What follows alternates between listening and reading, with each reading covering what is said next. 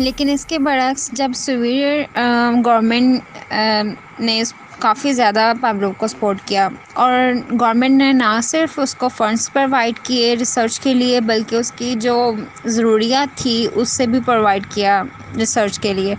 और उसकी जो मेजर कंट्रीब्यूशन है इवान पावलोव की, वो थी फिजियोलॉजी और साइकोलॉजी को उसने लिंक कर दिया था। लाइक दिस मीन्स दैट जो फिजियोलॉजी है पर्सन की, वो ही तो इंसान को बनाती है, और जो जनरल स्ट्रक्चर है इंसान का और जो माइंड है उसे उसने लिंक अप कर दिया था। और वो कहता था कि ये बहुत आर इन्फ्लुएंस ईच अदर, बहुत जो दोनों हैं वो एक दूसरे को इन्फ्लुएंस करते हैं। फिर उसने पब्लिश की थी अपनी बुक 1923 में, जो कि एकेडमिक सर्कल्स में हाईली रिगार्ड किया गया था। और इसने इसने जो बुक है पावलोव की, उसमें उसने प्रेजेंट किया था ग्राउंड ब्रेकिंग थ्योरी को, और मोस्ट इम्पॉर्टेंट कंट्रीब्यूट उसने साइकोलॉजी की फील्ड में की थी, वो थी concept of learning by conditioning.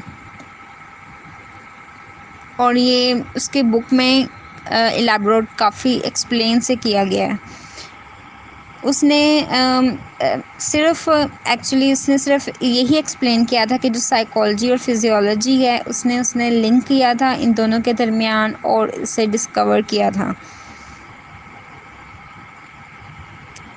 पहले पावलोव ने इसे स्टडीड किया था आइडियाज़ को, बट जो सेचेनोव है उसे फॉरवर्ड कर दिया गया था, जो कि दूसरा रशियन साइकोलॉजिस्ट है, और वो उनसे काफ़ी ज़्यादा मुतासर हुए थे।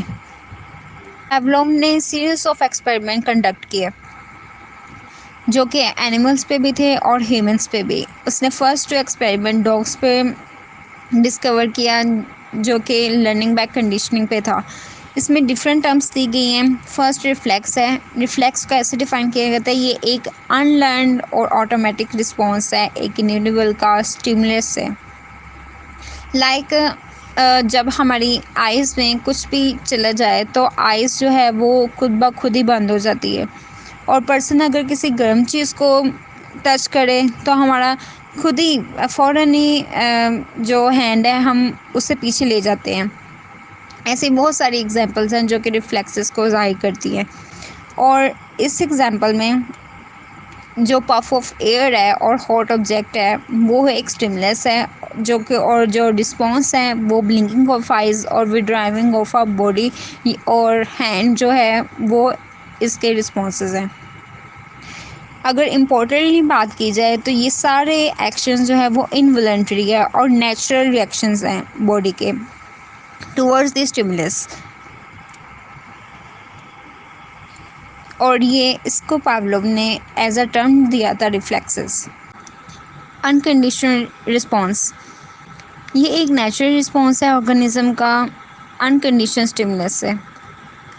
एग्जांपल, अगर डॉग को फूड प्रोवाइड किया जाए तो उसका मुंह में खुद ब खुद ही स्लाइवेट होना शुरू हो जाएगा, जिसका मतलब है कि जो स्टिमुलस है जो कि डॉग ने रिसीव किया है वो एनवायरनमेंट से, इट इज़ नॉट कंडीशन नहीं है इसकी, और डॉग ने जो रिएक्ट किया है वो अनकंडीशनल स्टिमुलस रिएक्ट किया है। नेक्स्ट है अनकंडीशनल स्टिमुलस। अनकंडीशनल स्टिमुलस जो है वो elicit as a natural response कहा जाता है। अगर इसको दूसरे वर्ड्स में देखा जाए तो ये वो स्टिमुलस है जो कि बॉडी को खुद ब खुद रिस्पॉन्स देने में कॉज करता है।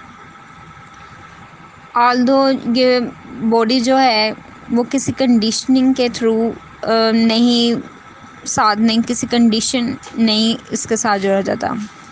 अगर एग्जांपल की बात की जाए तो जब बेल रिंग करती है, बजती है, तो डॉग जो है वो अपने ईयर्स से फ़ौरन प्रिक्स करता है बेल को, साउंड को, वो हेयर करता है साउंड को, और ये जो उसका रिस्पॉन्स है वो अनकंडीशनल स्टिमुलस से आया, और ये डॉग ने खुद ब खुद नहीं लर्न किया था रिस्पॉन्स करना स्टिमुलस में।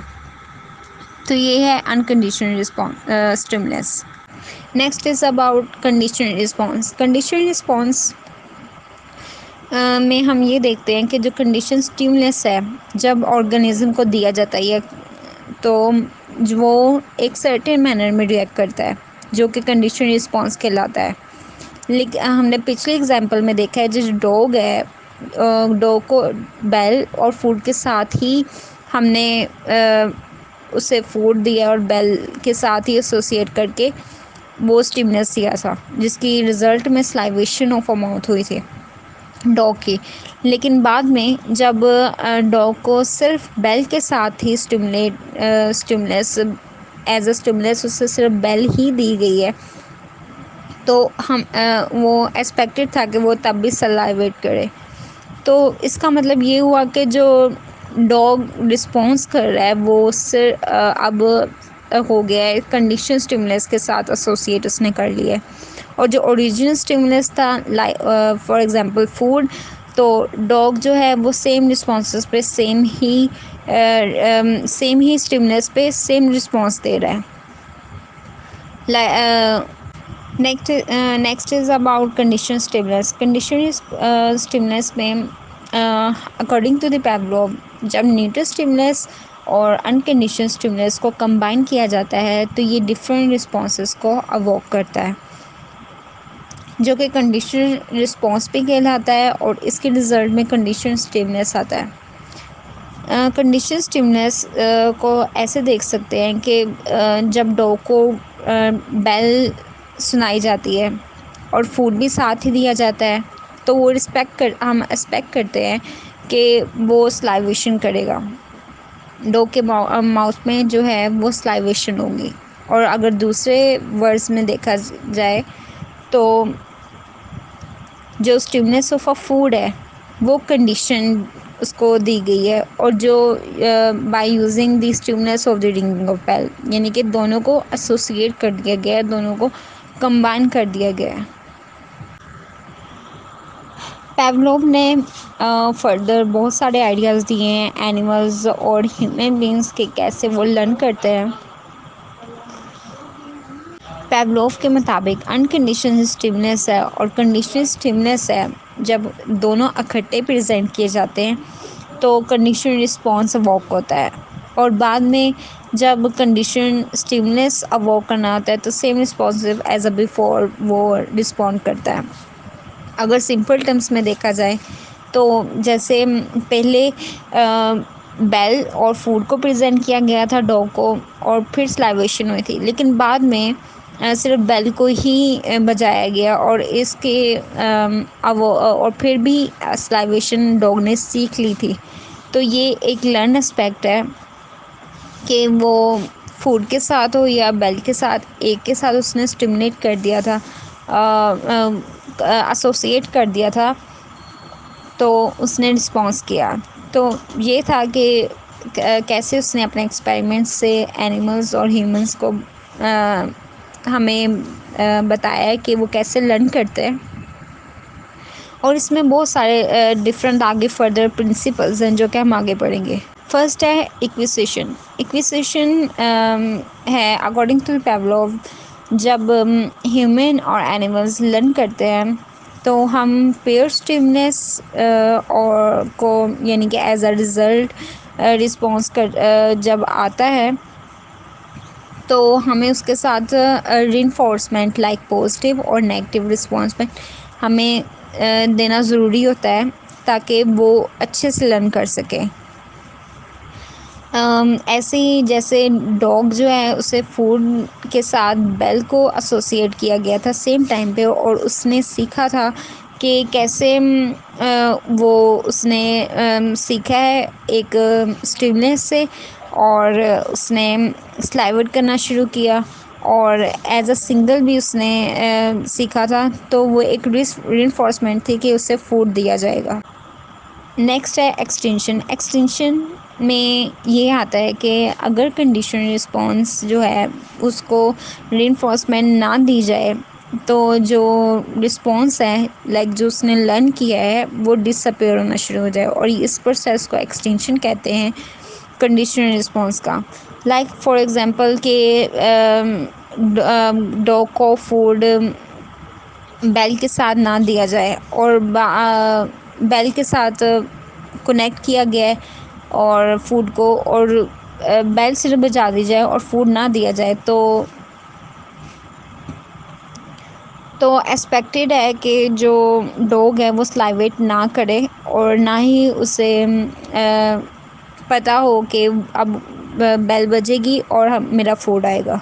तो ये एक्सटेंशन एंड डिसअपीयरिंग होना शुरू हो जाती है जब हम रीइंफोर्समेंट नहीं देते। Next is about spontaneous recovery. Spontaneous recovery में ये आता है कि जब हम कंडीशनल रिस्पॉन्स जो है वो ऑर्गेनिज्म का डिसअपीयर हो जाए और हमने कंडीशन स्टिमुलस को पेयर ना किया हो अनकंडीशन स्टिमुलस से, तो ये एक्सटेंशन होती है। और जब ऑर्गेनिज्म को कंडीशन रिस्पॉन्स ना शो करे और कंडीशन स्टिमुलस को रिइंफोर्समेंट हमने दी नहीं है, तो लेकिन रिइंफोर्समेंट तो दोबारा इंट्रोड्यूस करवा दिया जाए, लाइक डॉग जो है, डॉग को दोबारा बेल के साथ फूड दोबारा प्रोवाइड करना शुरू कर दिया जाए, तो वो फिर दोबारा से स्लाइवेट करना शुरू हो जाएगा। तो ऐसे ही जो कंडीशनल रिस्पॉन्स है वो क्विकली रिकवर्ड हो जाएगा, तो इसे स्पॉन्टेनियस रिकवरी कहते हैं। Next is about generalization. Pavlov के मुताबिक सिमिलर जो स्टिमुला है वो कंडीशनल रिस्पॉन्स को अवोक कर सकता है और इसे जनरलाइजेशन कहते हैं। लाइक डॉग जो है वो कंडीशनल रिस्पॉन्स को स्लाइवेटिंग करना शुरू हो जाता है बेल के थ्रू, तो वो उसका कंडीशनल रिस्पॉन्स होता है। और अगर दोबारा कोई दूसरी बेल भी बजा दी जाए, लाइक डिफरेंट रिंगिंग करना शुरू हो जाए, तो तब भी जो डॉग है वो जब पहले की तरह कंडीशनल रिस्पॉन्स शो करेगा। तो ये जनरलाइजेशन है। Next is about discrimination. Discrimination में ये आता है कि जब डिफरेंट स्टिमुलस जो है कंडीशनल रिस्पॉन्स को अवोक नहीं कर पाते, तो ये डिस्क्रिमिनेशन से कहते हैं। इसका मतलब हम ऐसे दे सकते हैं कि एग्जांपल के तौर पर कि जब डॉग को रिंग बेल की रिंग के साथ और फूड के साथ जब एसोसिएट किया गया था, तो स्पेशल टाइप ऑफ बेल इस्तेमाल की गई थी और उसने सीख लिया था कंडीशनल रिस्पॉन्स करना। बट जब बेल चेंज कर दी गई तो उसने कुछ भी रिस्पॉन्स आए नहीं किया, तो ये डिस्क्रिमिनेशन है कि डिफरेंट सिमिलर बेल नहीं थी डॉग फूड के साथ, तो उसने स्लाइड